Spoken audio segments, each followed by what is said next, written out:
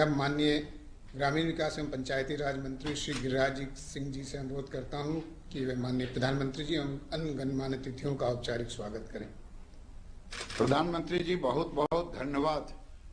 परम श्रद्धेय देश के यशस्वी प्रधानमंत्री जी, कैबिनेट मंत्री माननीय पशुपति कुमार पारस जी, राजस्थान के मुख्यमंत्री, मान्यवर उत्तराखंड के मुख्यमंत्री जी, हमारे राज्य मंत्रीगण, केंद्र शासित प्रदेशों के उपराज्यपाल, प्रशासकगण, राज्यों के मंत्रीगण, सांसदगण, विधायक, जनप्रतिनिधिगण, केंद्र और राज्य के अधिकारीगण, इस कार्यक्रम में पूरे देश से जुड़ी हुई करोड़ों एसएचजी की बहनों और भाइयों, माननीय प्रधानमंत्री जी, मैं इस कार्यक्रम में आपका स्वागत और अभिनंदन करता हूं।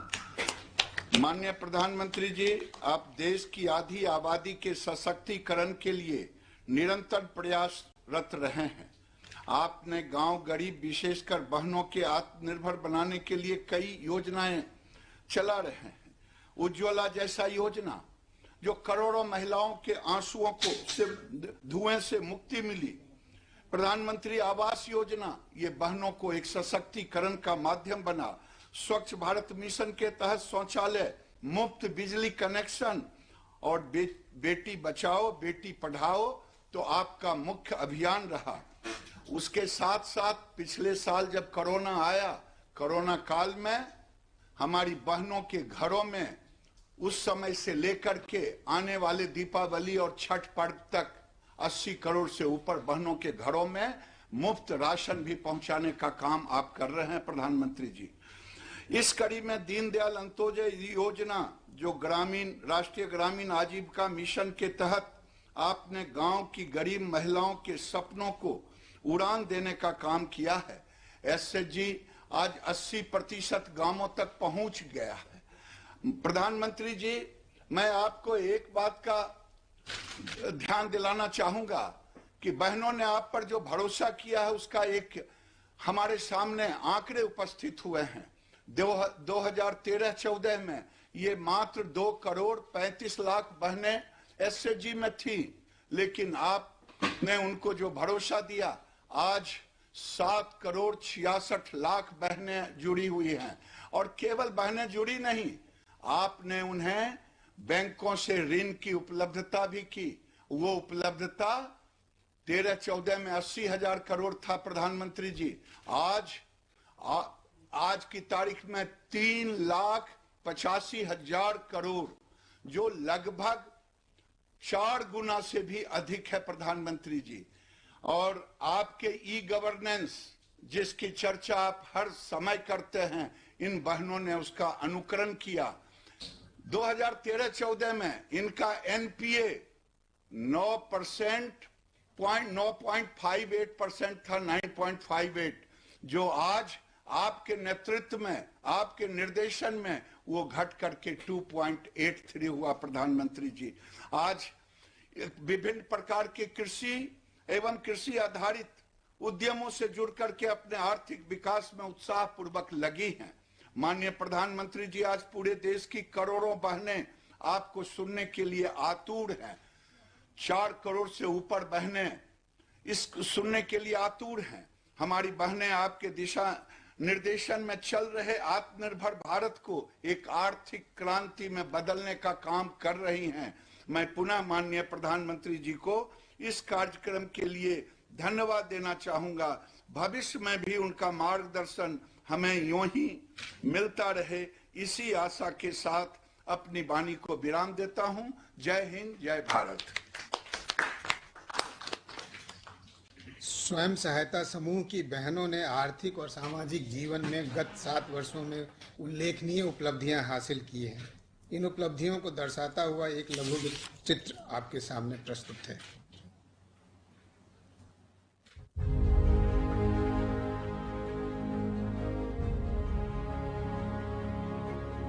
आज हम महिलाएं बात करना चाहती हैं आजीविका मिशन की। आजीविका एक ऐसा कार्यक्रम जिसने हमें एक नई पहचान, एक नई दिशा दी। आजीविका मिशन ने हमें छोटे छोटे समूहों के माध्यम से आगे बढ़ने के लिए प्रेरित, मार्गदर्शित और प्रशिक्षित किया। शुक्रिया माननीय प्रधानमंत्री जी का हर कदम हमारा मनोबल बढ़ाने के लिए। ये हमारे सेल्फ हेल्प ग्रुप्स एक तरह से गरीबों, खास करके महिलाओं की आर्थिक उन्नति का आधार बने। आज आप किसी भी सेक्टर को देखें तो आपको वहां पर महिलाएं बहुत बड़ी संख्या में काम करती हुई दिखेगी। दीनदयाल अंत्योदय योजना, राष्ट्रीय ग्रामीण आजीविका मिशन, इस योजना को सभी राज्यों में शुरू किया गया है।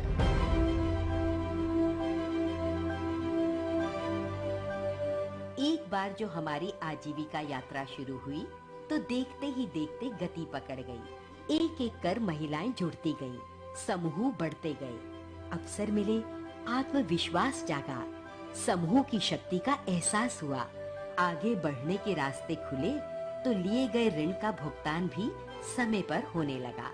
स्वावलंबन की राह पर आज हमारे कई नाम हैं। कहीं हम सीआरपी हैं,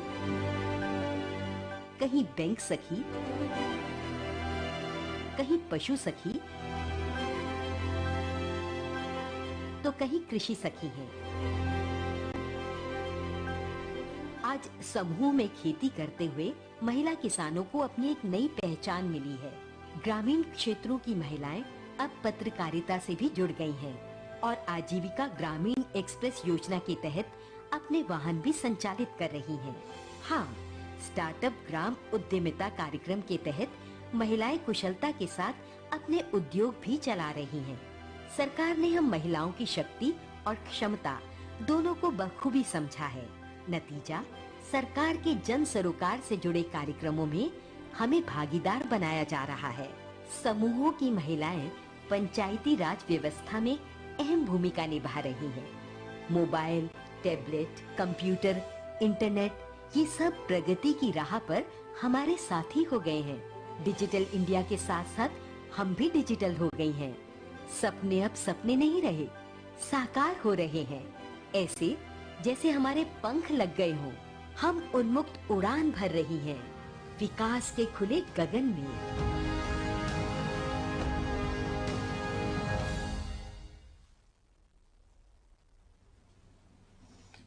माननीय प्रधानमंत्री जी आज अपने कर कमलों से 2 पुस्तकों का लोकार्पण करेंगे। प्रथम पुस्तक लाखों करोड़ों बहनों के जीवन संघर्षों में सफलता की वानगी के रूप में 75 प्रेरणादायक प्रसंगों का संकलन है। मैं माननीय प्रधानमंत्री जी से बटन दबाकर प्रथम पुस्तक के लोकार्पण का अनुरोध करता हूँ।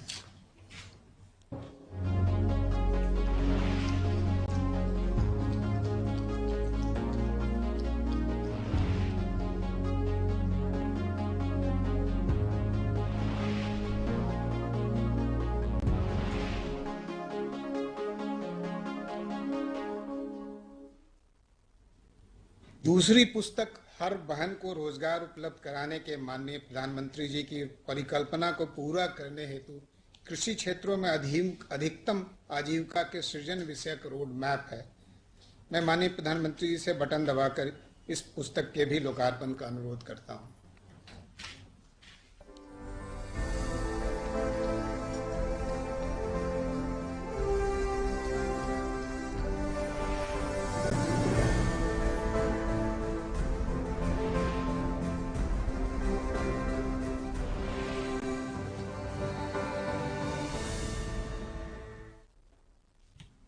मान्यवर,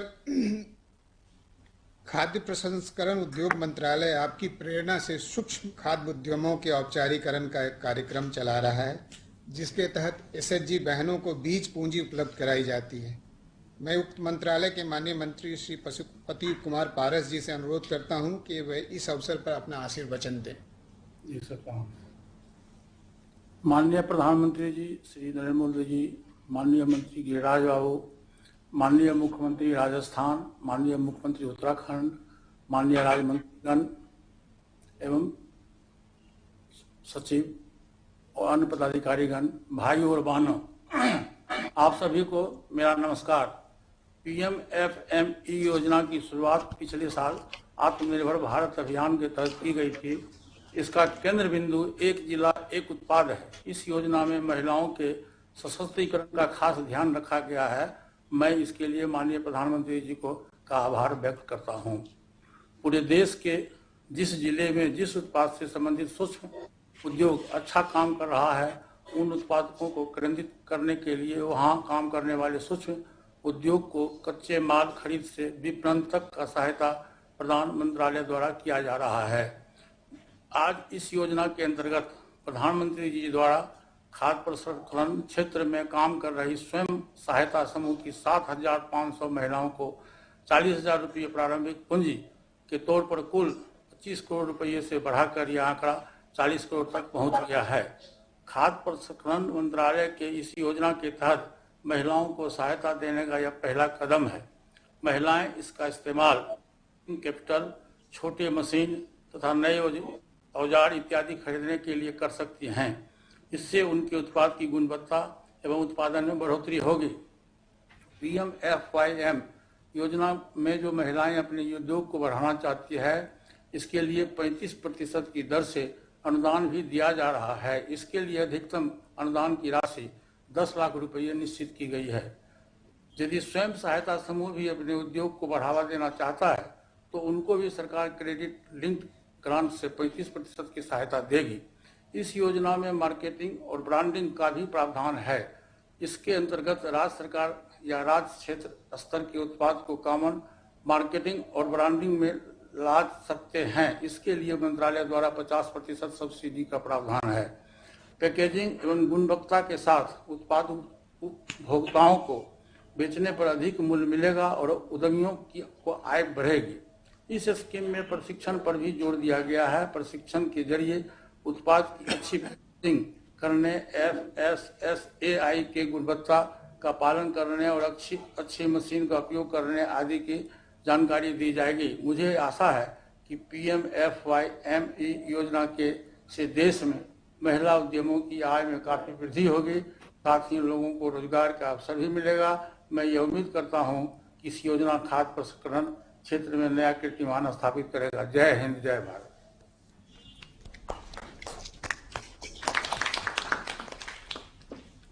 NRLM से 3,30,000 से भी ज्यादा बहनें सामुदायिक संसाधन व्यक्ति के रूप में जुड़ी हुई हैं। उन्हीं में से एक मध्य प्रदेश के अनूपपुर जिले की श्रीमती चंपा सिंह से अनुरोध है कि वे कृषि सखी के श्रीमती चंपा सिंह से अनुरोध है कि वे कृषि सखी के रूप में अपने अनुभवों को साझा करें। माननीय प्रधानमंत्री जी को चंपा जी नमस्कार। मध्य प्रदेश से जुड़ी हुई 38 लाख समूह की दीदियों की ओर से सादर प्रणाम। सर जी, मेरा नाम चंपा सिंह है, जिला अनूपपुर मध्य प्रदेश से। सर, मैं जब 11 साल की थी तभी मेरे पिताजी का देहांत हो गया। फिर मेरी शादी कम उम्र में हो गई। शादी के 2 महीने बाद ही मेरे पति का भी देहांत हो गया। माँ और मेरे जीवन में अंधकार से आ गया, हम बिल्कुल बेसहारा हो गए। तब आजीविका मिशन हमारी सहारा बनी। मैं स्व सहायता समूह में जुड़कर 100 से अधिक प्रशिक्षण प्राप्त की, जो अलग अलग विषयों पर है। उसी में एक कृषि सखी का प्रशिक्षण मैंने प्राप्त की।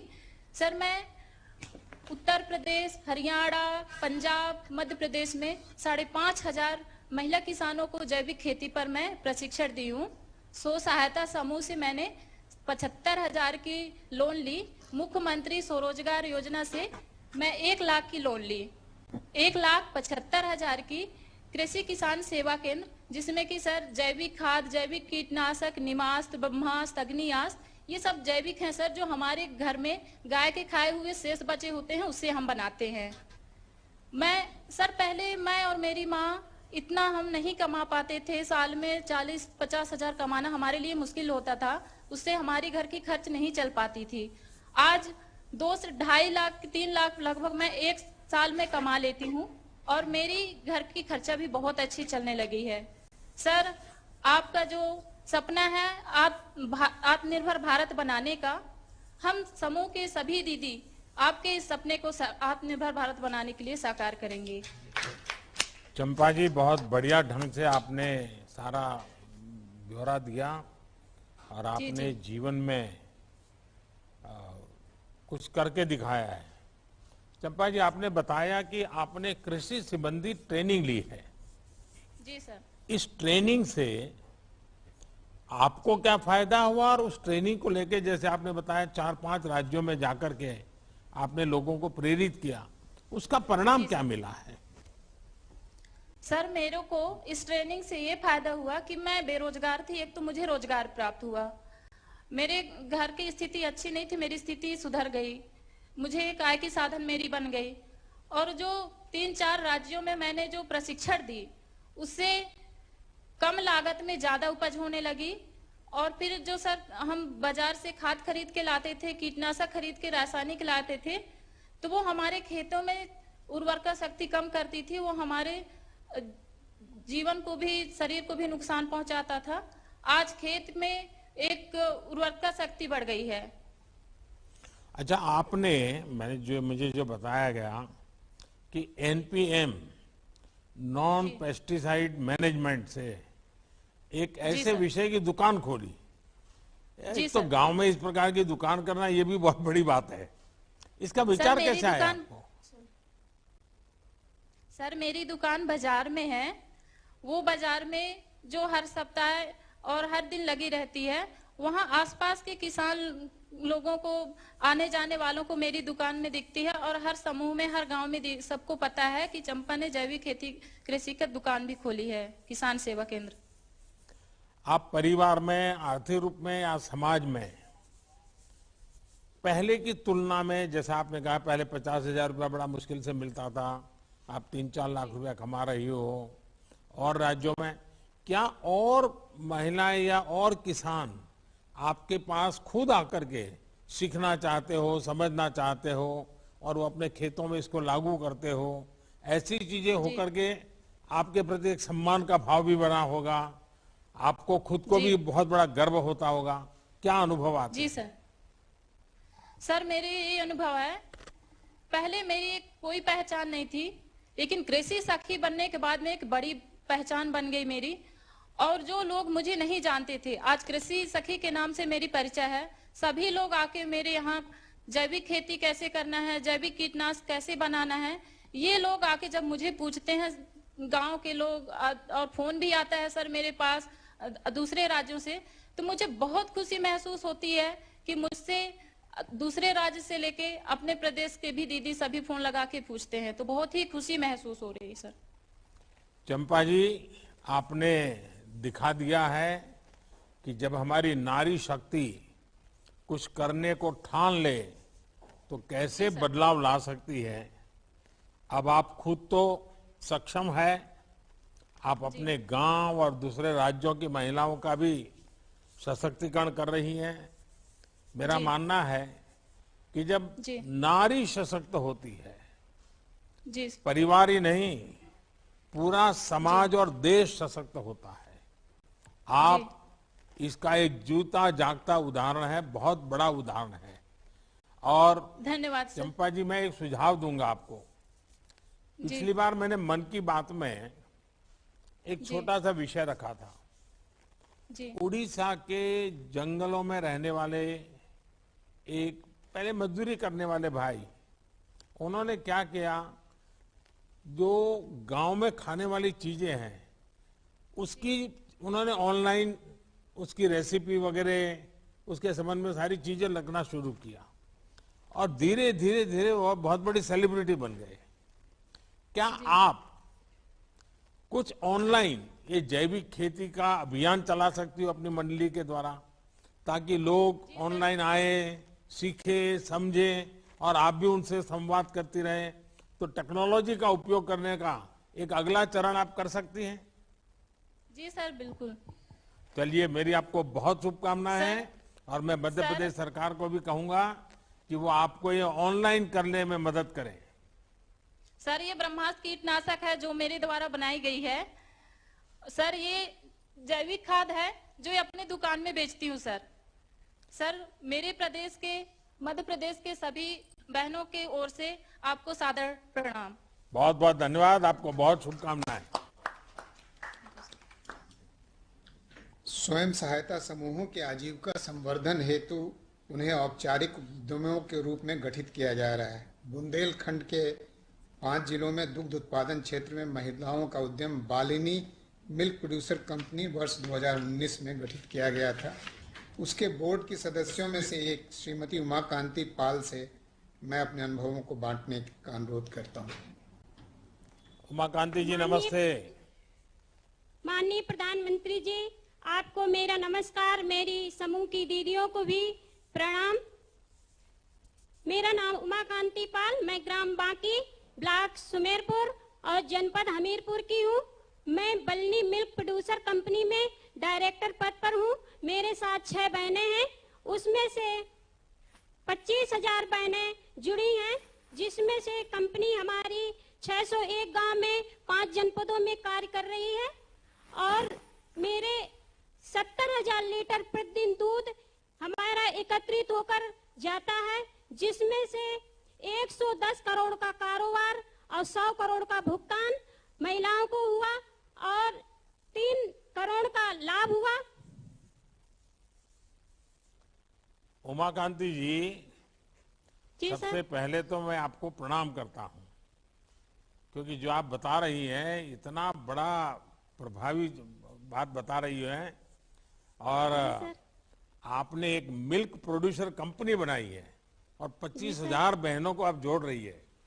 जी सर। मैं जरा जानना चाहूंगा इस काम में आपको सरकार की कितनी मदद मिली है? जी सर, हमारी सरकार ने हमारे साथ बहुत कुछ किया और नारी शक्ति के अनुसार ही ये काम हमारी आजीविका मिशन, राष्ट्रीय डेयरी विकास बोर्ड की तरफ से भी रहा। हम लोगों ने बहुत हिम्मत के साथ अपना ये बल्नी मिल्क प्रोड्यूसर कंपनी का काम किया और इसमें से 2018 में राष्ट्रीय डेयरी विकास बोर्ड और आजीविका मिशन के अधिकारीगण बांधा आए, वहां पे हम लोगों को समझाया। हम लोग उसी में बोले कंपनी में आप जुड़िए, तो हम लोग खुशी के साथ अपनी नारी शक्ति के साथ इसमें जुड़े और हिम्मत बढ़ाई, बहनों की भी हिम्मत बढ़ाई। अच्छा, आपकी कंपनी हजारों महिला दुग्ध उत्पादकों से दूध इकट्ठा करती है। जी सर। इसकी क्वालिटी चेक, दूध की गुणवत्ता, इसके विषय में भी कोई व्यवस्था है क्या आपके यहाँ, ताकि लोगों को शुद्ध दूध मिले? जी सर, मशीन है, गांव-गांव पे सेंटर लगे हुए हैं, उसमें हमारी दीदियां जाती हैं और दूध डालती हैं, दूकर अपने शुद्ध हाथ साफ करके और जानवरों को भी साफ सुथरा करके दूध सेंटर पर डालती हैं। सेंटर में डालने के बाद हमारा दूध गाड़ी में लद के प्लांट जाता है, प्लांट से हमारी मदर डेयरी को जाता है। अच्छा, आप अपनी कंपनी में अपने जी सर। स्वयं सहायता समूह की बहनों को पैसे सर। पेमेंट कैसे करते हैं आप लोग? जी सर, उसमें वो मिलती है, पर्ची मिलती है, मशीन से निकलती है, जो उसकी एस्नाफेट होती है, उसमें सारा उनका कोड भी पड़ा होता है, उनका रुपया भी होता है और उनकी डेट होती है, मतलब सारा सब कुछ होता है उसमें पर्ची में। उसी के अनुसार बैंक खाते पर उनका पैसा जाता है, 3, 13, 23 को उनका पेमेंट होता है। उसी के अनुसार वो अपना कारोबार सही तरीके से चलाती हैं। अच्छा, आप बहनों ने कभी जी सर। किसी बड़ी डेयरी देखने के लिए जाने का कार्यक्रम बनाया क्या? कभी जाकर के देखा कैसे चल रहा है? ऐसा कभी आपके समूह की बहनों को विचारा है चलो भाई 5 दिन के लिए टूर पे चले जाते हैं और कोई बड़ी डेयरी अमूल जाकर के देख करके आते हैं, ऐसा कभी सोचा क्या? जी सर, हम लोगों ने अभी एक प्लान भी बनाया है, उसमें 2 जिलों में अभी और काम करना है, महोबा और ललितपुर में 1,000 बहनों को भी अभी जोड़ना है। नहीं, वो तो आप करेंगे, अपना विस्तार करेंगे, लेकिन आज देश में जैसे अमूल बहुत बड़ा नाम है, तो कभी मन करता है कि वहां जाएं, वहां डेयरी कैसी है, वहां पशुपालन कैसे होता है, वो सारा देखें, ऐसा कभी सोचा है क्या? जी सर। देखिए, अगर आप सब बहनें तय करती हैं तो मैं गुजरात में जो डेयरी का काम होता है, आपको वहां देखने के लिए जाना, वहां पर क्या क्या होता है, इसकी मैं व्यवस्था कर सकता हूं। तो मैं अपने सरकार के अधिकारियों को बताऊंगा कि आपकी 15-20 बहनों की टोली एक बार जाकर के देख के आए। आप इतना अच्छा काम कर रही हैं तो मुझे पक्का विश्वास है बहुत बढ़िया कर सकती है। एक और काम आप कर सकती हैं क्या? जी सर। जो पशु चिकित्सक होते हैं, वेटरनरी डॉक्टर होते हैं, सरकार का डिपार्टमेंट होता है, क्योंकि पशुपालन ये सबसे बड़ी चीज होती है डेयरी में। और हमारे देश में पशुपालन मुख्यत्व रूप से महिलाओं के द्वारा ही होता है। तो आपकी बहनों का पशु चिकित्सक डॉक्टरों को बुला करके वे बहनों को 2 घंटे 3 घंटे पढ़ाएं कि अपने पशु का संभालना कैसे, पशु की कौन सी बीमारी आती है तो कैसे करना, वैसे कार्यक्रम बना सकती हैं क्या? जी सर, हम लोगों के इधर है कार्यक्रम, ये पशु चिकित्सा है, वहाँ पे हम लोगों के जानवरों को अगर कोई थनैला रोग है, ये सारी सुविधाएं हम लोगों के इधर होती है। नस्ल सुधार की सुविधा भी चल रही है। नहीं, मैं उमाकांति जी दूसरा कह रहा हूँ। ये पशु चिकित्सक हैं, पशु की केयर करते होंगे। मैं कहता हूँ जो आपकी सारी सखी बहनें हैं सब, उनकी ट्रेनिंग कि पशु को कैसे संभालना, पशु को क्या खिलाना, पशु को कब पानी पिलाना, कितना पानी, ये सब सीखने जैसा होता है। क्या ऐसा कोई सिखाने वाले कार्यक्रम होते हैं क्या आपके यहाँ? जी सर, होते हैं। अच्छा, हम लोगों के इधर सारे कार्यक्रम हो रहे हैं। आप ही की सब मेहरबानी है सर जी, आपने बहुत कुछ किया हमारे साथ, हमारी हिम्मत बढ़ाई। आपको हमारी तरफ से धन्यवाद, बहुत बहुत धन्यवाद। मेरे आपका माननीय प्रधानमंत्री, आपका उत्साह इतना है, आपके आशीर्वाद के लिए मैं आपका आभार व्यक्त करता हूँ। लेकिन एक और काम बताने का मेरा मन करता है। जी सर, देखिए, बताइए। अपने खादी मिशन के द्वारा बॉक्स दिए जाते हैं शहद के लिए, मधुमक्खी पालन के लिए। ये आपकी जो बहनें हैं, उनको अगर आप इस काम से भी जोड़ दें तो दूध के साथ साथ वो शहद का उत्पादन भी कर सकते हैं। और आपकी ये मंडली है, वो शहद इकट्ठा करके उसको भी कोई ब्रांड बना करके शहद अच्छा बेच सकती है, और उसमें आपकी बहनों की इनकम थोड़ी और बढ़ जाएगी। तो इसके साथ जैसे दूध का कर रहे हैं, उसके साथ शहद का भी जोड़ देना चाहिए। तो कर पाएंगे आप लोग? जी सर, हिम्मत के साथ बहनें हमारी सब तैयार हैं, कोई तो दिक्कत नहीं है। मैं हमारे गिरिराज जी को कहता हूं कि वे जरूर जितनी बातें मैंने बताई हैं, क्योंकि आप इतने उत्साह से करिए। और बुंदेलखंड ये तो वीरांगनाओं की धरती है, जी सर, वीर माताओं की धरती है। तो वहां से अगर इतना बढ़िया काम होता है तो बहुत खुशी होती है। मेरी तरफ से आपको बहुत शुभकामनाएं, धन्यवाद। जी सर, माननीय प्रधानमंत्री जी, मेरी तरफ से बहुत बहुत धन्यवाद आपको। मैं एक छोटा सा बहनों के बारे में कुछ कहना चाहती हूँ। मैं जरूर दोबारा सुनूंगा, क्योंकि कई लोग इंतजार कर रहे हैं। लेकिन आपको बहुत शुभकामनाएं। जी सर, धन्यवाद आपको बहुत बहुत। सिलेक्शन बहुत अच्छा। NRLM कार्यक्रम के अंतर्गत बहनों को कृषि इतर उद्यमों को भी स्थापित करने के लिए सहायता उपलब्ध कराई जा रही है। उत्तराखंड के रुद्रपुर जिले की नारी शक्ति क्लस्टर लेवल फेडरेशन द्वारा एक सफल बेकरी की वर्ष 2020 में स्थापना की गई। उसकी अध्यक्षा श्रीमती चंद्रमणि दास से अनुरोध करूंगा कि वे उद्यम से जुड़ी अपनी बातों से माननीय प्रधानमंत्री जी को अवगत कराएं। चंद्रमणि जी नमस्ते। आदरणीय प्रधानमंत्री जी, आपको नमस्ते, और हमारी महिलाओं के द्वारा आपको नमस्ते। मेरा नाम चंद्रमणि दास है। मैं रुद्रपुर जिला उधम सिंह नगर से बोल रही हूँ। मेरे 2 बिटियां हैं जो स्कूल में पढ़ते हैं। मैं राष्ट्रीय ग्रामीण आजीविका मिशन के नारी शक्ति क्लस्टर की अध्यक्ष हूँ। इस मिशन के अंतर्गत हमारे एक बेकरी ग्रोथ सेंटर का गठन हुआ, जिसका मैं संचालन करती हूँ। हमारे इस ग्रोथ सेंटर बेकरी में हमारे 40 महिला को RCTJ द्वारा पहले ट्रेनिंग दिया गया था।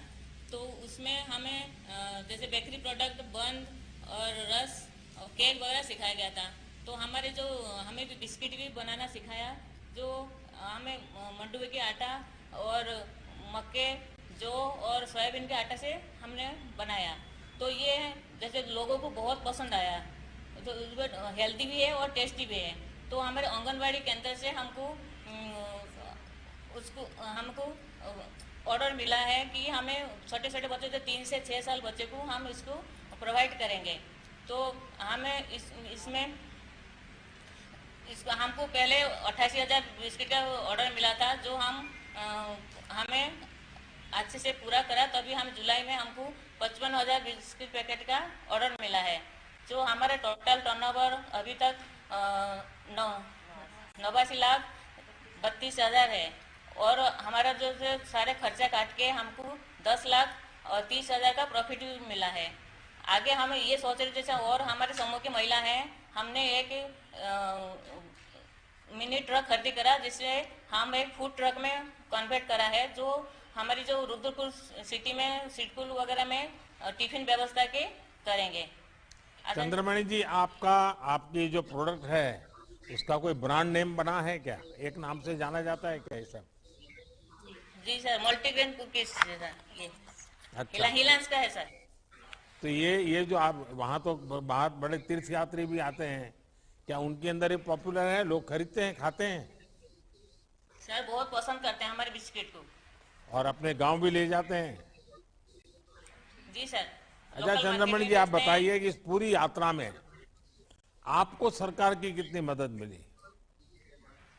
सर हमको जैसे महिला का सीआई का पैसे हमको मिला था, उसी में से हम पहले तो हमको बेकरी सेंटर बना के दिया उनने, और इसके बाद वो सीआई का पैसे मिला जैसे महिलाओं को, तो उसमें ही से हमें उसको बना रहे, उसमें ही बना रहे हम इसको। चंद्रमणि जी, इस स्वयं सहायता समूह से आप अपने जीवन में और अपने गांव की बहनों की जिंदगी में पहले की तुलना में, जब ये काम नहीं चलता था तब क्या स्थिति थी, अब इतना सारा बड़ा काम किया, 10-10 लाख रुपए का कारोबार हो रहा है, तो अब क्या स्थिति बनी है बहनों की जिंदगी में? सबसे बड़ी बात है तो आज हमें जैसे एससीजी में जुड़े तो आपसे बात करने का मौका मिला, इसलिए मैं अपना को बहुत खुशी से मानती हूँ। और जैसे समूह की महिलाएं जैसे पहले तो घर में ऐसे ही रहते थे, कोई रोजगार नहीं था और बच्चे की पढ़ाई में भी दिक्कत थी। अभी से हम जुड़े हैं इसमें, पहले तो हमने समूह में बचत करा, बचत से हमको ऐसा लगा हमारे पास कुछ है, हम कुछ कर सकते हैं। तो फिर हमको जैसे ग्राम संगठन बनी, ग्राम संगठन भी हमको कुछ ऊपर मैंने सरकार ने हमको पैसे दिया सर, आपके माध्यम से हमको मिला है, तो हमें उसमें हमें कोई छोटे मोटे बिजनेस करने लगे। जैसे हम जो गरीब महिला है उनको कोई दुकान करके दिया, कोई सिलाई मशीन लिया, कोई मतलब गाय भैंस भी लेके पालन करे उनने। तो आज हम जब बेकरी सेंटर में काम करते हैं, हमें इसमें 35 महिलाएं काम करते हैं, तो उनको महीने में 7,500 का वेतन हम देते हैं, तो वो बहुत खुश हैं और आत्मनिर्भर मतलब हो रहे हैं। चंद्रमणि जी, आज जब देश आजादी का अमृत महोत्सव मना रहा है, आजादी के 75वें वर्ष में प्रवेश करने वाला है, तो आप देश की अन्य महिलाओं के लिए बहुत बड़ी प्रेरणा बनकर के आज काम कर रही हैं। आपके माध्यम से देश स्वयं सहायता समूह की ताकत की भी आज अनुभव कर रहा है। सरकार की कोशिश है कि हम हर गांव में ऐसे छोटे संगठन खड़े करें, उन संगठनों को ट्रेनिंग, संसाधन और पैसों की कमी ना होने दी जाए, मार्केट की व्यवस्था हो जाए, और ये तभी संभव है जब इसमें आप जैसी जागरूक महिलाएं सामने आती हैं। जब किसी संकल्प में जनता की शक्ति मिल जाती है तो उसे संपूर्ण होने में देर नहीं लगती है। आप ऐसे ही प्रगति कीजिए और अपने साथ गांव, प्रदेश, देश की महिलाओं की प्रगति में भी आप भागीदार बनिए। मेरी आपको बहुत शुभकामनाएं, बहुत बहुत धन्यवाद। Thank you sir. एनआरएलएम संसाधनों के इष्टतम उपयोग को बढ़ावा देता है। तमिलनाडु के डिंडिगल जिले के अथुर ब्लॉक में नल्ला पंजन पट्टी प्लास्टिक रिसाइकलिंग सेंटर वर्ष 2010 में स्थापित किया गया है, जिसके उत्पादों का उपयोग सड़क निर्माण में किया जाता है। मैं उसकी प्रबंधक श्रीमती जयंती से अपने अनुभवों को साझा करने का अनुरोध करता हूं। जयंती जी वणक्कम। மதிப்பிற்குரிய மாண்புமிகு பாரத பிரதமர் அவர்களுக்கு எங்களுடைய மனமார்ந்த நன்றிகள். திண்டுக்கல் மாவட்டம் ஆத்தூர் ஒன்றியம் என் பஞ்சம்பட்டியிலிருந்து ஜெயந்தி. நான் 2006 இண்டசைவா பெண்கள் சுய உதவி குழுல ஒரு மெம்பரா சேர்ந்தேன். என்னோட உறுப்பினர்களையும் வாழ்வாதாரத்துல முன்னேற்றணுங்கிறதுக்காக பேங்க்ல 6 முறை கடன் வாங்கி ஆடு வளர்த்தல், மாடு வளர்த்தல் போன்ற தொழில்கள்ல அவங்களை ஈடுபடுத்தி எங்களோட வருமானத்தை நாங்க பெருக்கிக்கிட்டோம். 2010 இந்த plastic recycling unit Nanga start பண்ணோம். இதுல நான் मैनेजरा वर्क பண்றேன். माननीय प्रधानमंत्री जी को मेरा सादर प्रणाम। मैं जयंती दिंडीगल, तमिलनाडु दिंडीगल पंचमबटी से हूँ। मैं सन 2006 में इंडसइवा नामक समूह से जुड़ी। इस समूह से मैं और मेरे जैसे अन्य सदस्य बैंक से 6 बार लोन लेके पशुपालन, मुर्गी पालन जैसे अन्य आजीविकाएं करके हमारा आर्थिक अवस्था और आय को बढ़ाए हैं। सन 2010 में हमने प्लास्टिक पुनरुपयोग इकाई का स्थापन किया। इस इकाई का मैं मैनेजर हूँ। எங்களோட கிராமமும் எங்களோட சுற்றுப்புறத்துல இருக்க கிராமங்கள்லயும் பிளாஸ்டிக் கழிவுகள்னால பாத்தீங்கன்னா நீர்நிலையும் சுற்றுப்புறம் மாசுபட்டு காணப்பட்டுச்சு.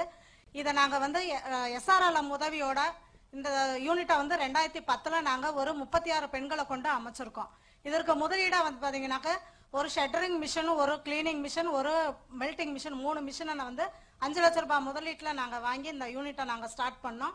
இந்த பிளாஸ்டிக் கழிவுகள்ல இருந்து இதை தரம் பிரிச்சு இதை ஒரு மதிப்பு கூட்டும் பொருளா அரைச்சு நாங்க தார் ரோட்டு பயன்பாட்டிற்காக நாங்க கொடுத்துட்டு வர்றோம். கடந்த ஓராண்டுல மட்டும் நாங்க 32 டன் பிளாஸ்டிக் கழிவுகளை நாங்க சேகரிச்சு இதை அரைச்சு டிஆர்டிஏவின் உதவியோட பிளாஸ்டிக் தார் சாலைகளுக்கு நாங்க கொடுத்துக்கிட்டு இருக்கோம்.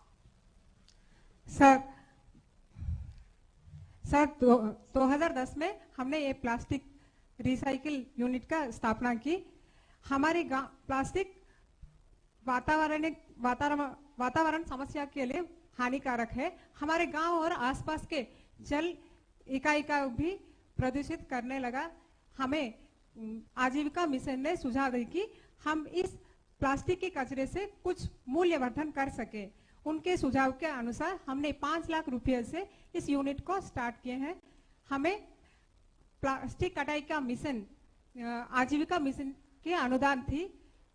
हमारे पास मेल्टिंग मिशन और ग्रेडिंग मिशन ये सब हमारे पास है। हम कुल 36 सदस्य इस यूनिट में काम कर रहे हैं। पिछले 12 महीनों में हम लोगों ने 32 टन की प्लास्टिक की कटाई की और इससे हमें 10,80,000 की कारोबारी हुई।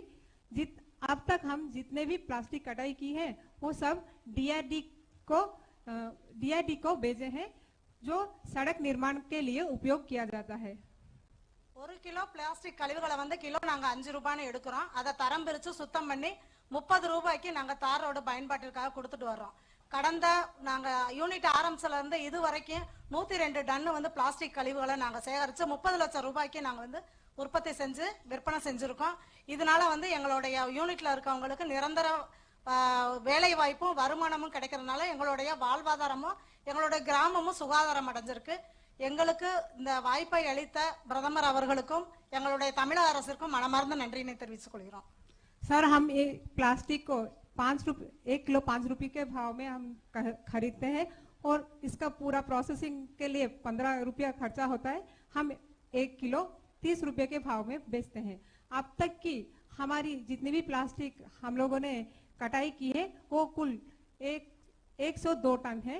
इससे हमें 30 लाख की कारोबारी हुई। हमारी इस प्लास्टिक से 200 किलोमीटर की रोड बनी है।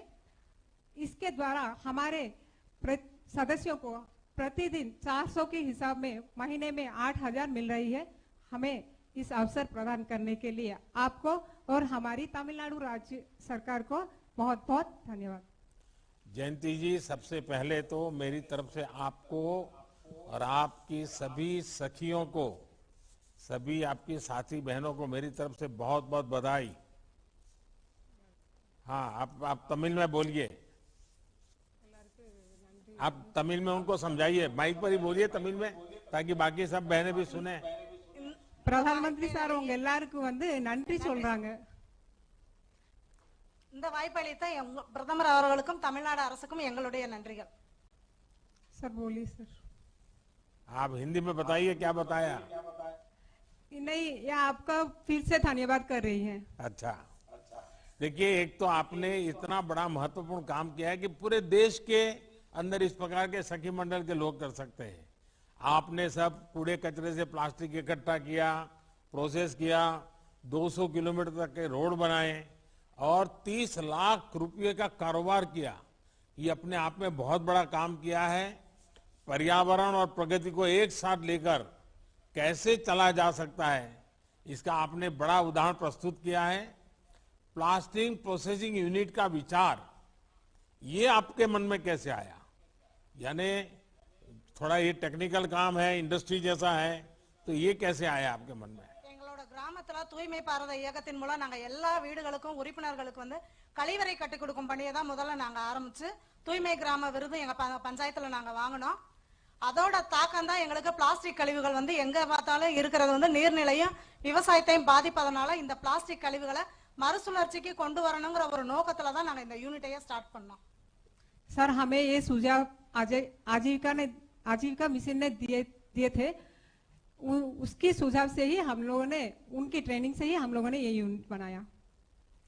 अब तो भारत सरकार ने भी नियम बनाया है कि रास्ते में बनाने में प्लास्टिक का उपयोग करना, और उसके कारण बहुत बड़ा मार्केट भी है। तो सभी बहनें अगर इस काम को करेगी तो बहुत फायदा होने वाला है। स्वयं सहायता समूह से इतनी सारी बहनें आपके यहाँ काम कर रही हैं, क्या कभी उनके साथ बातचीत होती है? उनके जीवन में क्या बदलाव आया, उनके जीवन में क्या संतोष आया? रोड तो बन गए, गंदगी भी दूर हुई, प्लास्टिक भी गया, लेकिन इनकी जिंदगी में क्या रोशनी आई, उसकी कभी बातें होती हैं? आपकी बहनों का कोई उदाहरण बता सकती हो आप मुझे?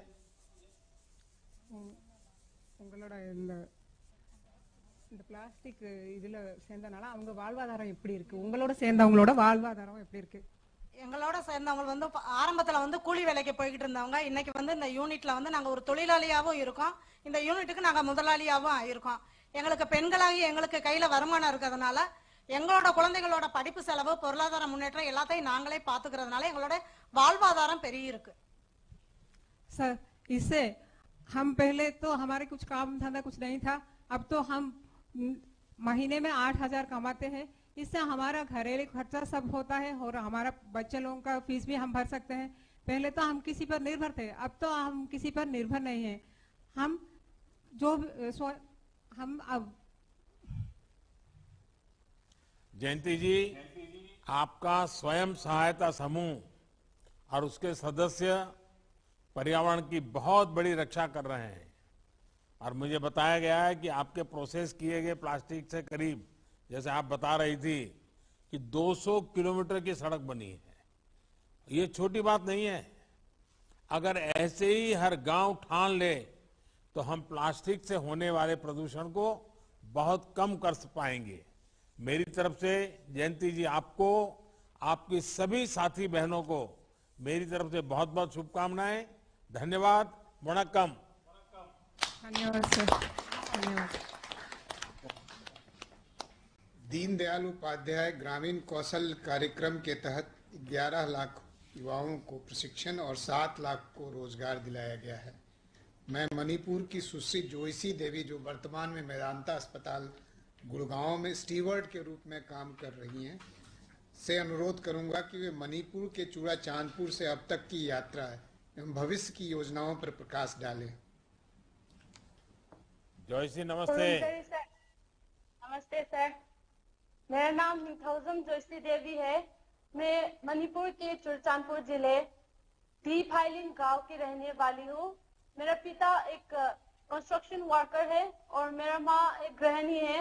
मैंने अपने स्कूल शिक्षा जवाहर नवोदय विद्यालय चुरचांदपुर जिले मणिपुर में पूरी की और Tata institute of social science Guwahati में अपना ग्रेजुएशन प्राप्त किया। इसके बाद मैंने कई अच्छी नौकरी की तलाश की, लेकिन मुझे नहीं मिला। फिर मैंने DDU GKY के तहत विजान हॉस्पिटैलिटी गुरुग्राम में फूड एंड बेवरेज सर्विस का प्रशिक्षण किया और मैं अभी एक multinational company compass group India के माध्यम से मेदांता हॉस्पिटल गुरुग्राम में स्टीवर्ड के रूप में काम कर रही हूँ सर। जोयसी, मणिपुर तो आजकल खेलकूद की दुनिया में भारत का मुकुटमणि बन गया है। आप भी कुछ खेलती हैं क्या? किसी स्पोर्ट्स में भाग लेती हैं क्या? सर जब मैं छोटी थी तब मैं जूडो खेलती थी, पर अभी तो नहीं सर। अच्छा जोयसी, क्या आपको लगता है कि आपको जो ट्रेनिंग मिली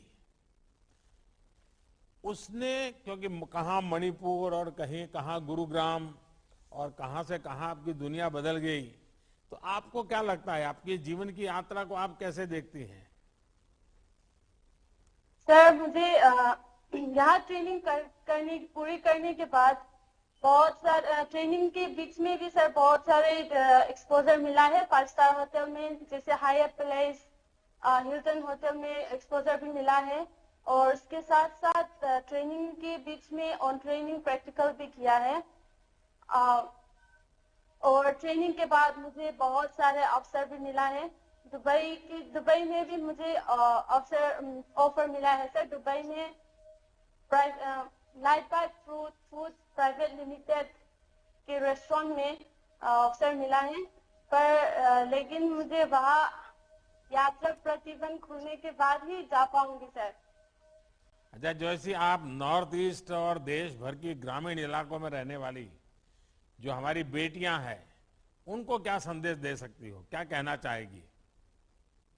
सर मैं ये कहना चाहती हूँ कि भारत सरकार मेरे जैसे मददमंद जरूरतमंद ग्रामीण लोगों के लिए बहुत सारे अच्छे कार्यक्रम चला रही है। हमें उसका लाभ उठाना चाहिए और मेरे जैसे जिंदगी बदलने के लिए DDU-GKY के तहत प्रशिक्षण प्राप्त करने के लिए अपना नामांकन कराना चाहिए सर। जैसे आपने बहुत अच्छी बात की, आप अपनी मेहनत से मणिपुर के छोटे से गांव से दुबई तक का सफर पूरा करने जा रही है। मेरी बहुत बहुत शुभकामनाएं। आपने साबित किया है कि अगर इच्छा शक्ति हो तो कुछ भी हासिल किया जा सकता है। मेरी तरफ से आपको बहुत बहुत शुभकामनाएं। धन्यवाद। धन्यवाद सर। स्वयं सहायता समूहों को विविध आजीविकाओं की स्थापना और संवर्धन हेतु भांति भांति का सहयोग किया जाता है। खाद्य प्रसंस्करण उद्योगों के औपचारीकरण की योजना के अंतर्गत आज 7500 बहनों को बीज पूंजी के रूप में 25 करोड़ रुपए दिए जाने का प्रस्ताव है। इसके साथ साथ ही छोटे किसानों के लिए कृषि क्षेत्र में मूल्य संवर्धन के अवसर सुलभ करने हेतु मान्यवर 10,000 FPO गठन की योजना भवदीय ने गत वर्ष शुरू की। SHG महिलाओं ने 75 FPO संगठन गठित किए हैं। उनकी सहायता के लिए बतौर प्रथम किस्त 4 करोड़ 13 लाख रुपए की राशि दिए जाने का प्रस्ताव है। आजीविका कार्यक्रम के अंतर्गत मंत्रालय स्वयं सहायता समूहों को अपनी गतिविधियों को प्रारंभ करने के लिए पूंजी उपलब्ध कराता है।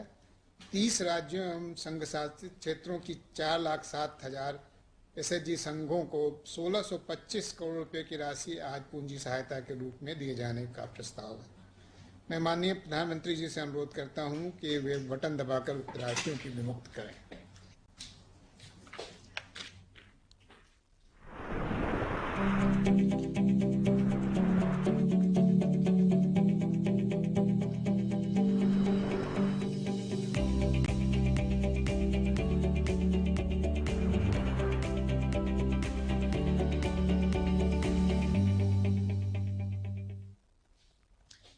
मैं माननीय प्रधानमंत्री जी से अनुरोध करता हूं कि वे ग्रामीण विकास के भारत के विकास की अपनी संकल्पना और उसमें SHG बहनों की भागीदारी के संबंध में अपने आशीर्वचन दें।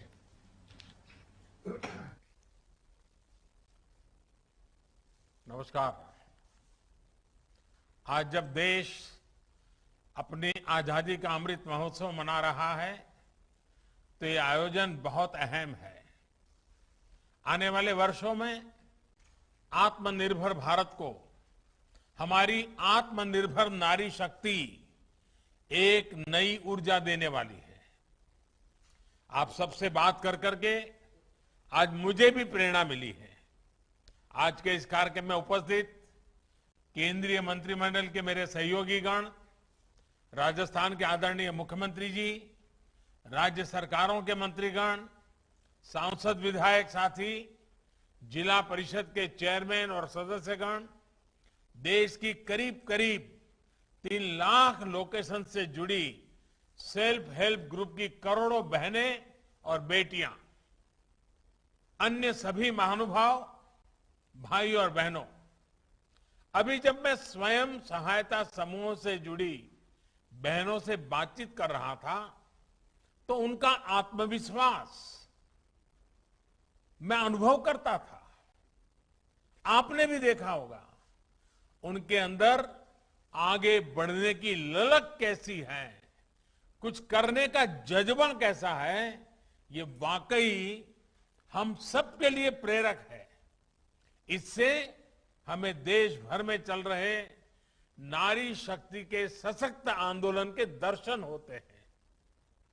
साथियों, कोरोना काल में जिस प्रकार से हमारी बहनों ने स्वयं सहायता समूहों के माध्यम से देशवासियों की सेवा की, वो अभूतपूर्व है। मास्क और सैनिटाइजर बनाना हो, जरूरतमंदों तक खाना पहुंचाना हो, जागरूकता का काम हो, हर प्रकार से आपके सखी समूहों का योगदान अतुलनीय रहा है।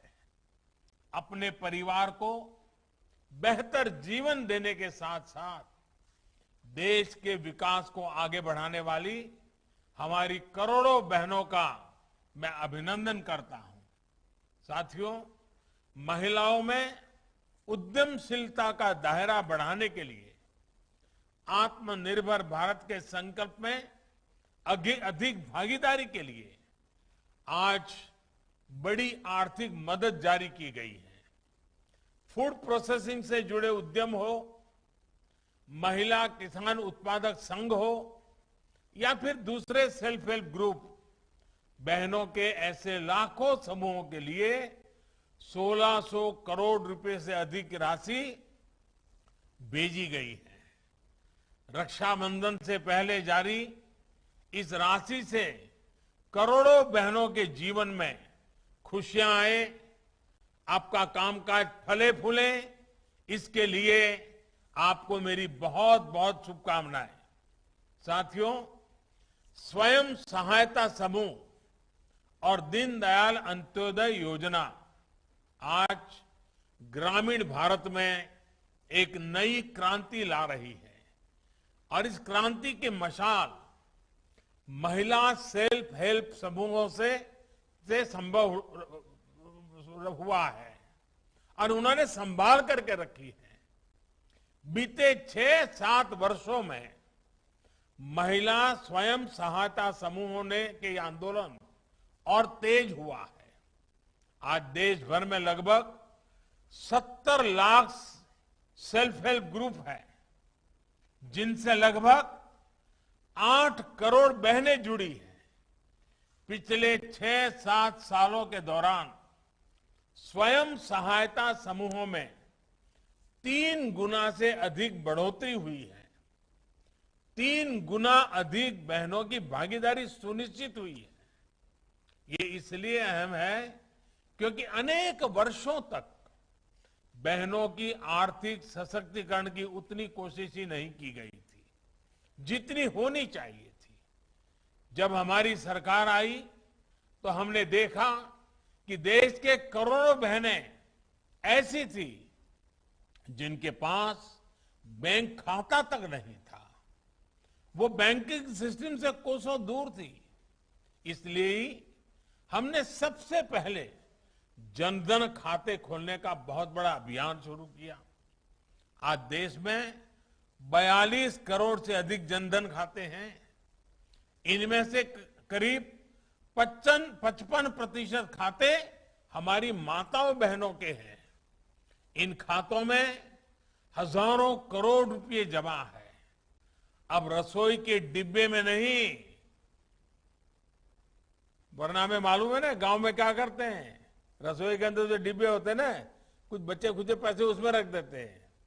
अब पैसे रसोई के डिब्बे में नहीं, पैसे बैंक के खाते में जमा हो रहे हैं। बहनों और भाइयों, हमने बैंक खाते भी खोले और बैंकों से ऋण लेना भी आसान कर दिया। एक तरफ मुद्रा योजना के तहत लाखों महिला उद्यमियों को बिना गारंटी का आसान ऋण उपलब्ध कराया, वहीं दूसरी तरफ सेल्फ हेल्प ग्रुप्स को बिना गारंटी ऋण में भी काफी बढ़ोतरी की। राष्ट्रीय आजीविका मिशन के तहत जितनी मदद सरकार ने बहनों के लिए भेजी है वो पहले की सरकारों के मुकाबले कई गुना ज्यादा है। इतना ही नहीं, लगभग 3.25 लाख करोड़ रुपए का बिना गारंटी का ऋण भी सेल्फ हेल्प ग्रुप को उपलब्ध कराया गया है। साथियों, हमारी बहनें कितनी ईमानदार और कितनी कुशल उद्यमी होती हैं, इसकी चर्चा करना भी बहुत जरूरी है। 7 सालों में स्वयं सहायता समूहों ने बैंकों की ऋण वापसी को लेकर भी बहुत अच्छा काम किया है। एक दौर था जब बैंक लोन का करीब, अभी गिरिराज जी बता रहे थे, 9% तक मुश्किल में फंस जाता था, यानी इस राशि की वापसी नहीं हो पाती थी। अब ये घटकर 2-2.5% रह गया है। आपकी इस उद्यमशीलता, आपकी ईमानदारी का आज देश अभिवादन कर रहा है। इसलिए अब एक और अहम फैसला लिया गया है।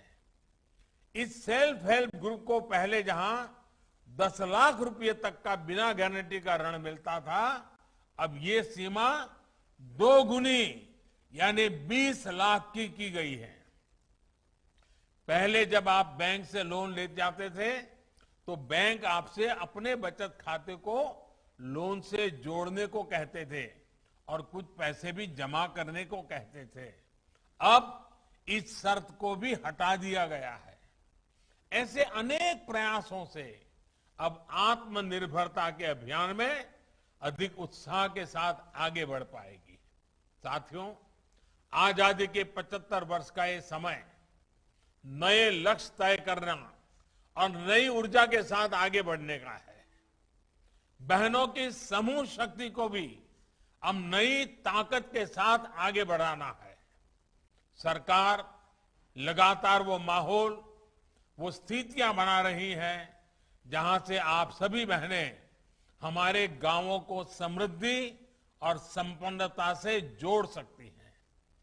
कृषि और कृषि आधारित उद्योग हमेशा से ऐसा क्षेत्र है जहां महिला सेल्फ हेल्प ग्रुप के लिए अनंत संभावनाएं हैं। गांव में भंडारण और कोल्ड चेन की सुविधा शुरू करनी हो, खेती की मशीनें लगानी हो, दूध, फल, सब्जी को बर्बाद होने से रोकने के लिए कोई प्लांट लगाना हो, ऐसे अनेक काम के लिए विशेष फंड बनाया गया है। इस फंड से मदद लेकर सेल्फ हेल्प ग्रुप भी ये सुविधाएं तैयार कर सकते हैं। इतना ही नहीं, जो सुविधाएं आप बनाएगी उचित दरें तय करके सभी मेंबर इसका लाभ उठा सकती हैं और दूसरों को भी किराए पर दे सकती हैं। उद्यमी बहनों, हमारी सरकार महिला किसानों की विशेष ट्रेनिंग और जागरूकता को भी निरंतर बढ़ावा दे रही है। इससे अभी तक लगभग 1.25 करोड़ किसान और पशुपालक बहनें लाभान्वित हो चुकी हैं। जो नए कृषि सुधार है उनसे देश की कृषि, हमारे किसानों को तो लाभ होगा ही, इसमें सेल्फ हेल्प ग्रुप के लिए भी असीम संभावनाएं बन रही हैं। अब आप सीधे किसानों से खेत पर ही साझेदारी कर अनाज और दाल जैसी उपज की सीधी होम डिलीवरी कर सकती है। इधर कोरोना काल में हमने ऐसा कई जगह होते हुए देखा भी है। अब आपके पास भंडारण की सुविधा जुटाने का प्रावधान है। आप कितना भंडार कर सकती हैं, ये बंदिश भी नहीं है। आप चाहे खेत से सीधे उपज बेचे या फूड प्रोसेसिंग यूनिट लगाकर बढ़िया पैकेजिंग करके बेचे, हर विकल्प आपके पास है। ऑनलाइन भी आजकल एक बड़ा माध्यम बन रहा है जिसका उपयोग आपको ज्यादा से ज्यादा करना चाहिए। आप ऑनलाइन कंपनियों के साथ तालमेल कर बढ़िया पैकेजिंग में आसानी से शहरों तक अपने उत्पाद बेच सकती है। इतना ही नहीं, भारत सरकार में भी जेम पोर्टल है, GEM। आप उस पोर्टल पे जाकर के सरकार को जो चीजें खरीदनी है, अगर आपके पास वो चीजें हैं तो आप सीधा सरकार को भी बेच सकते हैं। भारत में बने खिलौनों को भी सरकार बहुत प्रोत्साहित कर रही है। इसके लिए हर संभव मदद भी दे रही है। विशेष रूप से हमारे आदिवासी क्षेत्रों की बहनें तो पारंपरिक रूप से इससे जुड़ी है। इसमें भी सेल्फ हेल्प ग्रुप के लिए बहुत संभावनाएं हैं। इसी प्रकार आज देश के सिंगल यूज प्लास्टिक से मुक्त करने का अभी अभियान चल रहा है। और अभी हमने तमिलनाडु की हमारी बहनों से सुना, बहन जयंती जिस प्रकार से 60 आंकड़े बता रही थी, हर किसी को प्रेरणा देने वाली थी। इसमें सेल्फ हेल्प ग्रुप की दोहरी भूमिका है। आपको सिंगल यूज प्लास्टिक को लेकर जागरूकता भी बढ़ानी है और इसके विकल्प के लिए भी काम करना है। प्लास्टिक के थैले की जगह जूट या दूसरे आकर्षक बैग आप ज्यादा से ज्यादा बना सकती हैं। आप अपना सामान सीधे सरकार को बेच सके, इसके लिए भी एक व्यवस्था 2-3 वर्षों से चल रही है। जैसा मैंने पहले कहा, उसको GEM, government e market place कहते हैं। इसका भी सेल्फ हेल्प ग्रुप को पूरा लाभ उठाना चाहिए। साथियों, आज बदलते हुए भारत में देश की बहन बेटियों के पास भी आगे बढ़ने के अवसर बढ़ रहे हैं।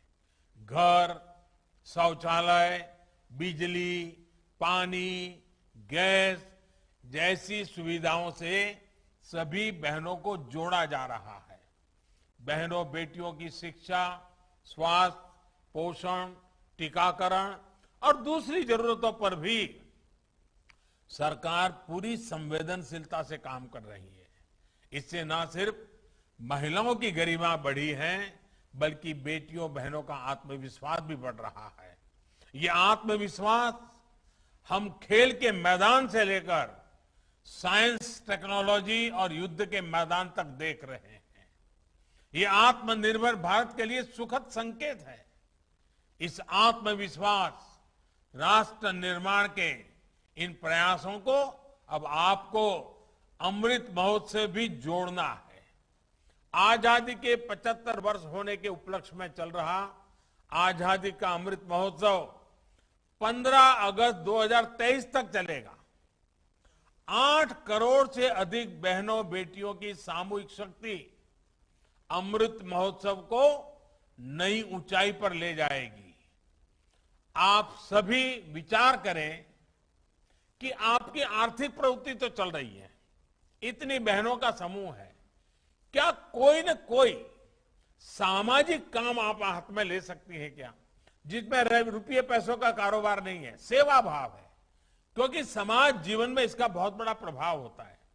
जैसे आप अपने क्षेत्र की अन्य महिलाओं को कुपोषण के कारण क्या बहनों को तकलीफ आती है,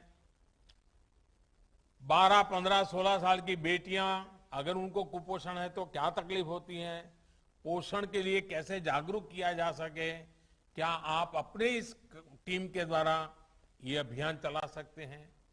अभी देश कोरोना वैक्सीन के टीकाकरण का अभियान चला रहा है।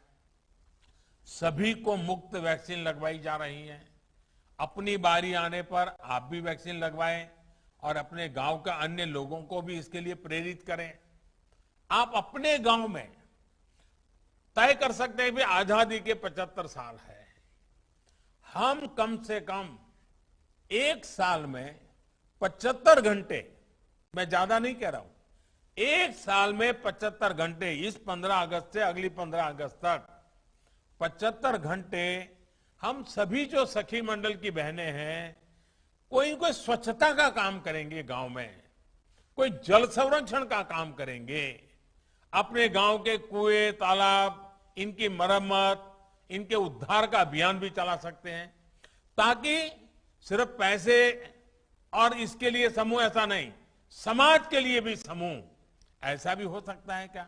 ऐसा भी हो सकता है कि आप सभी अपने सेल्फ हेल्प ग्रुप में महीने 2 महीने में किसी डॉक्टर को बुलाएं, डॉक्टर को बुला करके उनको कहें कि भाई महिलाओं को किस प्रकार की बीमारियां होती हैं, चौपाल लगाएं, महिलाओं के स्वास्थ्य के लिए वो डॉक्टर एक आकर के घंटे 1.5 घंटे का भाषण दें, तो आपके सब बहनों को ये भी लाभ होगा, उनके अंदर जागरूकता आएगी। बच्चों की देखभाल के लिए कोई अच्छा लेक्चर हो सकता है। किसी महीने आप सभी किसी टूर करनी चाहिए। मैं मानता हूं कि आप सभी सखी मंडलों को साल में एक बार आप जिस काम को करते हैं वैसा कहीं बड़ा काम चलता है तो उसको देखने के लिए जाना चाहिए। पूरी बस किराए कर पर लेकर के जाना चाहिए, देखना चाहिए, सीखना चाहिए। इससे बहुत लाभ होता है। आप किसी बड़े डेयरी प्लांट को देखने जा सकती हैं, कोई बहुत बड़े गोबर गैस के प्लांट को देखने के लिए जा सकती हैं, कोई सोलार प्लांट को देखने के लिए जा सकती हैं। जैसे अभी ये प्लास्टिक का हमने सुना, आप वहां जाकर के जयंती को मिलकर के प्लास्टिक का काम कैसे कर रहे देख सकते हैं।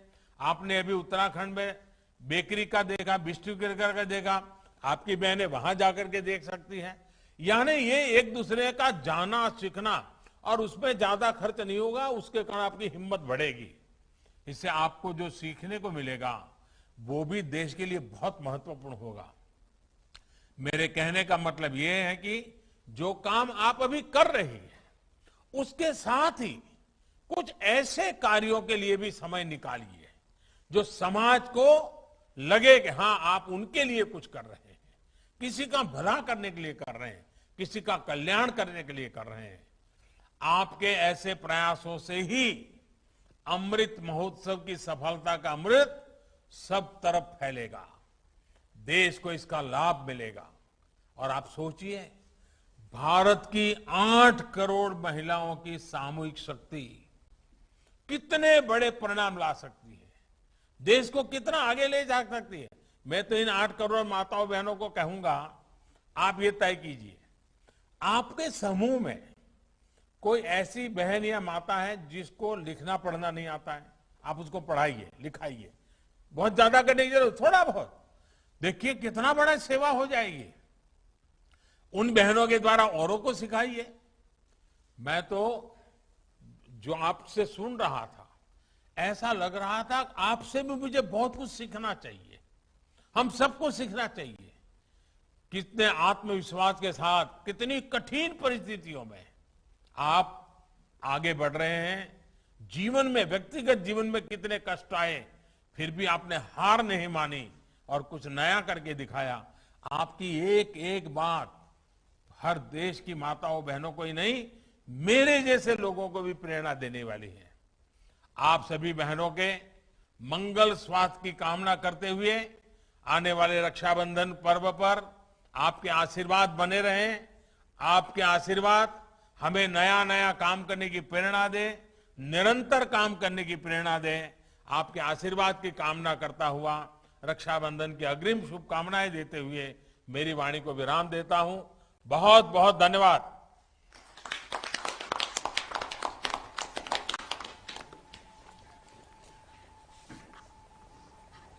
मैं माननीय प्रधानमंत्री जी को ग्रामीण एसएचजी बहनों की को आज़ादी के अमृत महोत्सव के अवसर पर अपनी संकल्पना से अवगत कराने और पंख फैलाकर उड़ जाने की प्रेरणा देने के लिए दिल से आभार व्यक्त करता हूं। मैं सभी माननीय मंत्रीगणों, माननीय मुख्यमंत्री जी। Subscribe to our channel by clicking the subscribe button. Click the bell button and enjoy the latest uploads from our channel.